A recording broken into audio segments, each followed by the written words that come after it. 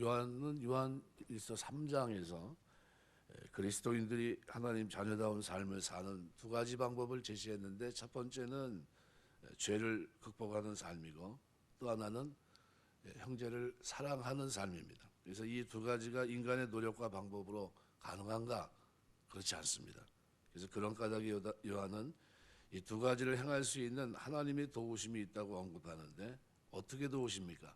하나님의 씨가 그 역할을 합니다. 요한일서 3장 9절, 하나님께로 난 자마다 죄를 짓지 아니하나니 이는 하나님의 씨가 그의 속에 거하며 그도 범죄하지 못하는 것은 하나님께로부터 났습니다. 이렇게 표현합니다. 그러니까 하나님의 씨는 하나님의 말씀과 하나님의 영입니다. 하나님의 말씀은 방향을 제시하는가 하면, 하나님의 영은 그 말씀을 구체적으로 그리스도인들의 삶에 적용할 수 있는 힘을 제공합니다. 그 하나님의 씨 때문에 그리스도인들은 죄를 극복할 수 있고 형제를 사랑할 수 있는 겁니다. 그래서 그리스도인이라고 하는 사람이 형제를 구체적으로 사랑하지 않고 살 수 있을까? 불가능합니다. 왜냐하면 그 씨 때문에, 하나님의 씨가 그리스도인의 삶 속에 내재한다면 사랑하지 않을 수 없다고 말합니다. 그럼 불가능한 거예요. 왜? 그 씨가 내 삶을 능동적으로 움직이게 합니다. 그래서 그런 사람은 만일 사랑하지 않고 살 수 있다면 하나님께 속한 사람이 아닙니다. 그래서 3장 14절은 이렇게 표현해요. 우리는 형제를 사랑함으로 사망에서 옮겨 생명으로 들어간 줄을 알거니와 사랑하지 아니하는 자는 사망에 머물러 있느니라. 머물러 있다는 게, 형제를 사랑하지 않는 그리스도인들은 이름만 그리스도인이지 정작 하나님과의 관계를 맺지 못한 교인들입니다. 그래서 그런 교인들을 결국 세 가지를 무시하는 겁니다. 첫 번째는 서로 사랑하라는 말씀을 무시합니다. 3장 11절, 우리가 서로 사랑할지니 이는 너희가 처음 들은 소식이 아니니라. 처음부터 들은 소식이에요. 3장 11절 사랑하라는 말씀. 그런데 이걸 무시하는 꼴이 되고, 두 번째는 목숨까지 버리신 예수님의 모형을 무시하는 겁니다. 어떻게 사랑하라고 하는 분명한 틀을 우리에게 주셨어요. 그리고 본인 되셨습니다. 그가 우리 위해 목숨을 버리셨으니 우리가 이로써 사랑을 알고 우리도 형제들을 위해 목숨을 버리는 것이 마땅하니라. 또 세 번째는 그들의 본보기를 따라 형제를 위해서 목숨까지 버린 많은 형제자매들의 본보기를 무시한 꼴이 됩니다. 그러니까 예수님의 모델이 있지만 그 모델을 따라 초대교회는 그렇게 걸어간 사람들의 모델이 있습니다. 우리 대표적으로 스데반 집사 같은 사람들, 사도들은 핍박을 받았거든요. 그런 겁니다. 그래서 오늘 이 본문에도 누가 이 세상 재물을 가지고 형제의 궁핍함을 보고도 도와줄 마음을 닫으면 하나님의 사랑이 어찌 그 속에 거하겠느냐. 그러니까 형제를 구체적으로 사랑한다는 것은 도대체 뭐냐는 거예요. 구체적으로 형제를 사랑하는 것은 궁핍한 형제를 돕는 걸 말합니다. 물질적인 필요를 실제로 채워주는 것, 이것을 사랑이라고 표현합니다. 시대대로 형제를 위해서 목숨을 버려야 될 경우도 없잖아 있지만, 바울과 바나바, 어제 말씀드린 대로 아굴라 브리스가, 에바브로디도, 이런 사람들은 그리스도인 형제들을 위해서 목숨을 내놓지 않으면 안 될 정도로 그러한 삶을 살았던 사람입니다. 그런데 형제를 위해서 목숨을 버리는 경우는 그렇게 많지 않습니다. 어떤 사람은 예수 믿으면 잘못하면 순교한다 그러면서 교회 안 다닌다 그러더라고요. 그래서 내가 순교하는 게 쉬운 게 아니, 그게 아무한테나 주어지는 일이 아닙니다. 이거 걱정 안 하셔도 될 것 같아요. 그런데 뭘 얘기하냐면요, 목숨을 버리는 경우는 거의 드뭅니다. 다만 그리스도인들이 물질적인 어려움의 처한 경우를 만나는 경우는 어렵지 않게 볼 수 있다는 거죠. 사도 요한 시대에는 가난한 형제들이 많았습니다. 모든 걸 빼앗기고 흩어진 디아스포라가 있었기 때문에, 그래서 그리스도인이 다른 형제를 도울 수 있는 이 세상의 재물은 부자에게만 있는 것도 아니었고요. 적어도 궁핍한 형제를 도울 수 있는 마음만 있다면 어떤 그리스도인들도 도움의 손길을 뻗칠 수 있었습니다. 마음에서 여러 가지가 나옵니다. 요한이 사용한 이 마음은 헬라어 원어에서는 내장, 창자를 뜻합니다. 그러니까 이것은 사람의 가장 깊숙한 것이고, 여기에서부터 여러 가지 감정이 나와요. 우리가 기도할 때 하나님이 저와 여러분의 마음과 생각을 늘 붙들어 주시길 주의 이름으로 축원합니다. 여기서부터 올바른 게 나와야 됩니다. 그래서 마음, 여기서부터 올바른 감정이 나와야 되는데, 형제를 도울 수 있는 긍휼의 마음도 나오지만 살인으로 귀결될 수 있는 미움의 마음도 여기서부터 출발해요. 마음. 그러니까 우리가 기도하면서 기도할 때 하나님 마음을 붙들어 주셔야 돼요. 세상 재물은 덧없습니다. 잠깐 있다 사라져요. 그것 가지고 마음에서 오는 감동을 놓치지 말아야 돼요. 그래서 2장 17절 보면 이 세상도 그 정욕도 지나가되 오직 하나님의 뜻을 행하는 자는 영원히 거하느니라. 하나님은 요한을 통해서 요한일서에서 하나님의 뜻은 뭡니까? 사랑, 이웃 사랑을 실천하는 겁니다.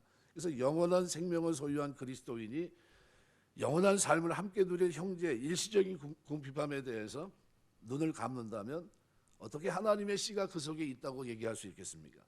사도 요한은 그런 사람을 정죄했고 어찌 하나님의 사랑이 그 속에 거하겠느냐 이렇게 표현합니다. 그러니까 그리스도인들은 이런 문제를 질문을 던질 수 있습니다. 그럼 얼마나 많은 사람을 도우라고요? 그런 겁니다. 세상에 물질 도움을 필요로 하는 사람이 너무나 많지 않습니까? 그리스도인 형제들이 너무 많지 않습니까? 어떻게 그들을 다 도울 수 있습니까? 라는 거죠. 불가능합니다. 그럼 어떻게 도웁니까? 아주 어려운 질문에 대답이라도 하듯이 사도 요한은 오늘 본문에서 형제라는 단어, 그죠? 그리고 보다라는 단어를 통해서 아주 진지하게 대답을 합니다. 그러니까 위에 질문에 대한 대답을 해주고 있는 겁니다. 형제라는 표현은 사도의 3장 16절에 보면 이렇게 말합니다. 그가 우리의 목숨을 버리서 우리가 이로써 사랑을 알 우리도 형제를 위해 목숨을 버리는 것이 마땅하다. 3장 16절, 그죠? 형제들 이렇게 표현합니다, 그죠? 형제들을 위해 목숨 버리서. 근데 3장 17절은 단수로 되어 있습니다. 무슨 얘기냐면요, 16절은 복수인데 17절은 단수예요. 누가 이 세상의 재물을 가지고 형제의 궁핍함을 보고도, 이 형제는 누굽니까? 개인적으로 만나는 구체적인 형제입니다. 14절 15절에 사용된 형제와 같은 내용이지만 내가 친밀히 아는 형제를 말합니다. 또 여기 보다라는 거죠. 이렇게 보면 보고도 궁핍함을 보고도 도와줄 마음을 닫으면, 본다. 요한일서 1장 1절 말씀에 보시면 자세히 보다라는 것과 같은 동사입니다. 우리가 들은 바요 눈으로 본 바요 자세히 보고 우리의 손으로 만진 바라. 자세히 봤다는 겁니다. 눈으로 본 바, 지나가면서 힐끗 보는 행위를 가리킨다면 자세히 보고는 의도적이고 또 보는 행위를 가리킵니다. 그러니까 이제 그리스도인이 궁핍한 형제를 도와주라는 말씀의 뜻을 어느 정도 이해할 수 있습니다. 모든 형제를 도울 수 없어요. 잠깐 만났다 헤어지는 형제 돕는 것도 아닙니다. 그리스도인이 도와야 되는 형제는 개인적으로 만나고 개인적으로 보고 개인적으로 또 보는 그런 형편을 잘 알게 된 형제를 뜻합니다. 여러분 살면서 그리스도 안에서 많은 약한 사람들을 도우며 살게 되시길 주의 이름으로 축원합니다. 약한 자를 돕는 걸 얘기합니다. 그러니까 그리스도인 주변에 있는 형제고요, 하나님이 붙여준 형제입니다. 다른 지역에 있는 형제라도 혹시 개인적으로 알게 되었을 뿐만 아니라 반복해서 볼 수 있다면 그 형제에 대해서도 도와야 돼요. 바로 이 정확한 라인, 그 당시에 초대교회는 이런 일이 많았기 때문에요, 그걸 제공하고 있는 겁니다. 그래서 오늘 본문은 우리 그런 걸 얘기하고 있고요. 두 번째는 하나님의 사랑입니다. 저는 분명한 하나님 말씀에도 불구하고 궁핍한 형제를 돕지 않는 그리스도인이 있다면 하나님은 그런 사람을 어떻게 보실까? 그죠? 세상이 된 사람이 다 아니라 누구요? 내가 보고 자세히 보고, 그리고 그는 내 형제예요. 늘 친밀하게 만나는 그 형제. 그런데 그 어려움 속에 있는 궁핍함을 보고도 못 본 채 한다면 그것이 어떻게 그리스도의 사랑이, 하나님의 씨가 그 속에 있겠냐, 이 얘기입니다. 그러니까 사도 요한은 그런 사람에게는 하나님의 사랑이 있지 않다 분명한 어조로 말합니다. 그래서 17절에 마음을 닫으면 하나님의 사랑이 어찌 그 속에 거하겠느냐, 무슨 뜻입니까? 그 속에 없다는 것은 그런 사람은 하나님께 속하지 않았다는 거예요. 그래서 요한일서 3장 10절 보면 그 형제를 사랑하지 아니하는 자는 하나님께 속하지 아니하니라 그랬어요. 마음을 닫는 정도가 아니라 하나님과 관계가 없다는 거예요. 겉으로는 그리스도인 척하지만 실제로는 하나님과 관계를 맺지 못한 사람이라는 거예요. 만일 그의 속에 하나님의 씨가 있다면 필연적으로 그것이 외적으로 드러나야 됩니다. 그러므로 그런 사람은 하나님께 속해 있지 않다는 거예요. 한 발 더 나가서 사도 바울은 그런 그리스도인은 사망 가운데 있다고 강하게 표현합니다. 요한일서 3장 14절. 우리가 형제를 사랑함으로 사망에서 옮겨 생명으로 들어간 줄 알거니와 사랑하지 아니하는 자는 사망에 머물러 있느니라. 사망에 머물러 있다는 표현은 그 사람 속에 하나님 말씀도 없고 하나님의 영도 있지 않다는 거예요. 이게 쉽게 말하면 아직도 원죄틀 속에 그냥 있다는 겁니다. 현실적으로 세상에는 이런 명목상 그리스도인이 얼마나 많은지 모릅니다. 이름만 그리스도인이에요. 그러나 모든 거듭난 그리스도인은 그럼 궁극적으로 형제를 돕는가? 그렇지 않습니다. 비록 예수 그리스도를 통해 사망에서 생명으로 옮겨진 바 됐고 하나님의 사랑을 경험했는데도 형제를 돕지 않은 그리스도인도 없잖아 있습니다. 그럼 이 사람들은 누굽니까? 그런 그리스도인들은 의도적으로 하나님의 말씀에 순종하지 않거나 성령의 충동을 거부하고 있는 불순종의 사람이에요. 그런 그리스도인 때문에 기독교가 안팎에서 오해를 받습니다. 스크루지처럼 베풀어줘야 되는데 베풀 줄 알고 나누지 못하고 우리가 살면서 늘 마음속에 주는 것이 받은 것보다 복이 있다. 한번 기도하시면서 하나님, 내가 이 땅에 살면서 주며 살게 하옵소서. 약한 자를 돌아보며 살게 하시고, 늘 기도할 때마다 하는 게 그겁니다. 헌금 놓고 기도할 때마다 하는 게 뭡니까? 약한 자, 병든 자, 어려운 자, 그죠? 이런 사람들 돌아보며 살 수 있게 해달라. 이게 우리 기도입니다. 세 번째로 사도 요한은 그처럼 불순종하고 있는 그리스도를 향해서 간절한 마음으로 충고하면서 오늘 18절 이렇게 말합니다. 자녀들아, 우리가 말과 혀로만 사랑하지 말고 행함과 진실함으로 하자. 말과 혀로만 사랑하는 것은 교리이고 이론입니다. 행함과 진실함으로 하면 이것은 순종과 실천이 되는 거예요. 우리가 살아가면서 순종하고 실천하시길 주의 이름으로 축원합니다. 그래서 올바른 교리를 믿는 것은 대단히 중요하지만 그 못지않게 중요한 것이 올바른 실천입니다. 행함 없는 믿음은 죽은 겁니다. 사도 요한만큼 그리스도인들에게 그렇게 실천하라고 축원할 수 있는 자격을 갖춘 신앙인은 많지 않아요. 적습니다. 그런 까닭에 그는 자녀들아라고 부르고 있는 거예요. 자녀들아. 영접하는 자 곧 그 이름을 믿는 자 하나님의 자녀가 되는 권세를 얻었다. 자녀가 됐는데 그런데 자녀로서 아이처럼 성장해야 되고 청년이 되고 아비가 돼서 마땅히 이 땅에서 하나님의 뜻을 준행하고 사랑하고 이웃을 사랑하고 실천하며 살아야 되는데 그런데 어떻게 해요? 아직도 성장하지 못하는 거예요. 비록 그들이 요한과 함께 고난을 받는 형제들이었지만 옳게 믿고 옳게 행함에 있어서는 모든 그리스도인에게 본보기가 되고 남았을 겁니다. 요한일서의 독자뿐만 아니라 모든 그리스도인들은 오늘 요한은 그들을 자녀라고 부릅니다. 충고했던 겁니다. 사도 요한이 젊었을 때는 세상이 달랐어요. 그때는 말 그대로 은혜가 충만했습니다. 그래서 사도행전 보면 2장 44절 45절 보면 천지개벽이 일어납니다. 어떻게 이런 일이 일어날 수 있을까 싶을 정도로 2장 44절 45절 말씀에 보면 믿는 사람이 다 함께 있어 모든 물건을 서로 통용하고 또 재산과 소유를 팔아 각 사람의 필요를 따라 나눠주고 날마다 마음을 같이하여 성전에 모이고 힘쓰고 또 집에서 떡을 떼고 기쁨으로 순전한 마음으로 음식을 먹고 상상할 수 있었던 세계가 아닙니다. 성령 충만하게 되니까요. 완전히 달라지고 이웃사랑을 실천합니다. 사도행전 4장 32절 보면요. 믿는 무리가 한마음 한뜻이 되어 모든 물건을 서로 통용하고 자기 재물을 조금이라도 자기 것이라 하는 이가 하나도 없었다. 어떤 세상입니까? 말 그대로 약한 자를 돌아보는 세상이었어요. 사랑을 실천하는 이것이 충만했던 세상이었습니다. 이것이 초대교회예요. 그런데 이것이 한 세대가 흐르면서 그리고 잘못된 이단들의 가르침이 등장하면서 이것이 어떻게 해요? 쇠퇴한 겁니다. 그래서 한 세대가 지나기 전에 그리스도인들 가운데 말과 혀로만 사랑하게 된 겁니다.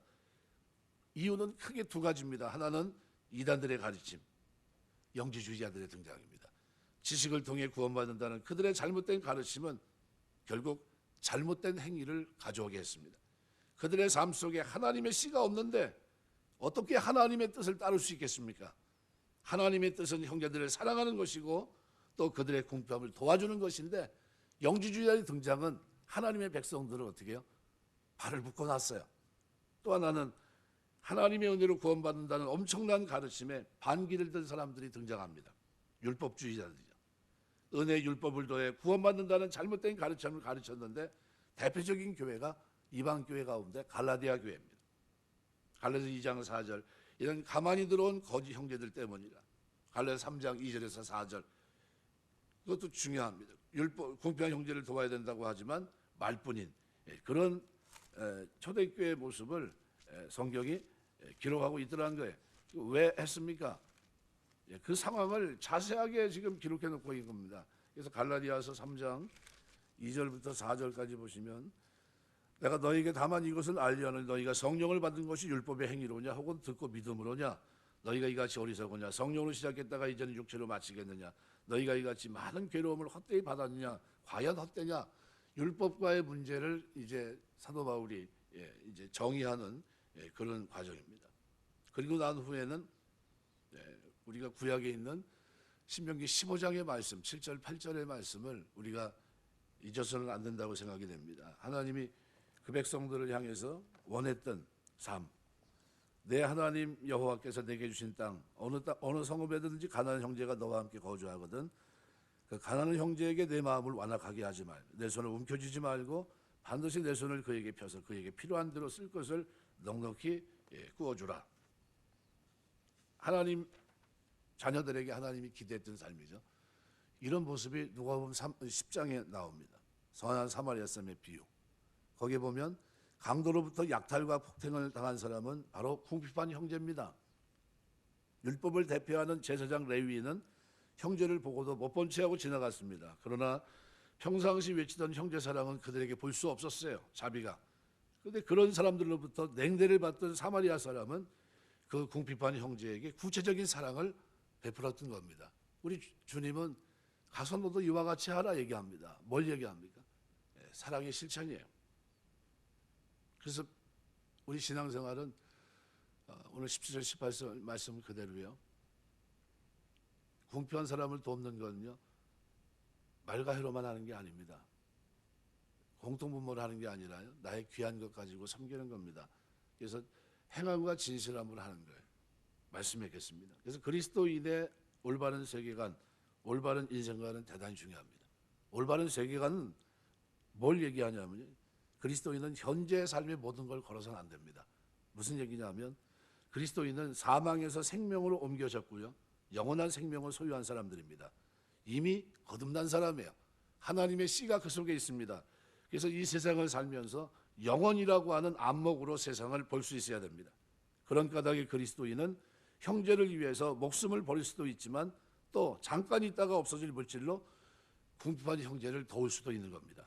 또 하나는 올바른 인생관을 가져야 됩니다. 그리스도인이 가장 중요하게 여겨야 될 것은 뭐냐 하면 하나님의 형상으로 지음받은 사람입니다. 그 사람의 배경, 현재 상태를 초월해서 영원히 함께 될 사람의 가치로 그 사람을 봐야 됩니다. 그래서 사람의 중요성을 깨닫는 그리스도인은 궁핍한 형제를 돕는 것이 마땅하고 도울 수 있습니다. 왜요?